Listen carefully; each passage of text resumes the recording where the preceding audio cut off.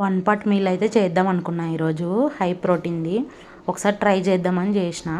ఇంకా ముందుగా అయితే కుక్కర్ పెట్టుకొని అందులో ఆయిల్ వేసుకొని జీలకర్రవాలు, ఇంకా నాకు శనగబ్యాళ్ళు ఉద్దిబ్యాళ్ళు వేయడం అలవాటు అయిపోయింది. సో అందులోకి కూడా వేసేసినాను. బట్ మీరు అయితే స్కిప్ చేసేసేయండి, లేదా వేసుకోవచ్చు, మీ ఇష్టం అది.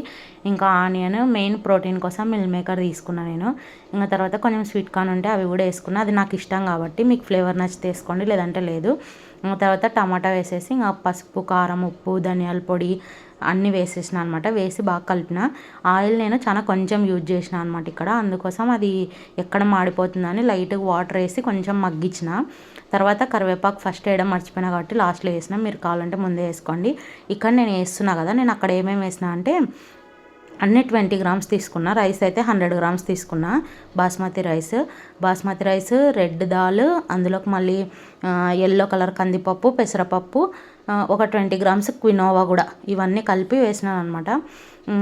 ఇప్పుడు నేను ఏం చేసిన అంటే రైస్కి మెజర్ చేసుకున్నా కానీ వాటన్నిటికీ 20 గ్రామ్స్ అని మెజర్ చేసినా కానీ కప్లో వేసేం వేసుకోలేదు సపరేట్గా.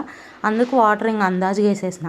నాకు ఏమైందంటే 3 విజిల్స్ పెట్టుకున్నాను. కొంచెం హెవీ అనిపించింది అనమాట, అంటే వాటర్ ఎక్కువ వేసినట్లు అనిపించింది. అందుకే నాకైతే కొంచెం మెత్తగా అనిపించింది పలావ్ అంతా. కానీ టేస్ట్ అయితే సూపర్గా ఉన్నింది వేడివేడిగా తింటుంటే. మీరు ఏం చేస్తారంటే కొంచెం వాటర్ తక్కువ వేసుకొని చేసుకోండి. నిజంగా ఇక్కడ క్వినోవా ప్లేస్లో కొర్రాలు కావచ్చు, ఇంకేవైనా అనదర్ మిల్లెట్స్ ఏవైనా వేసుకోవచ్చు అనమాట మనము. మీల్ అయితే సూపర్గా వచ్చింది.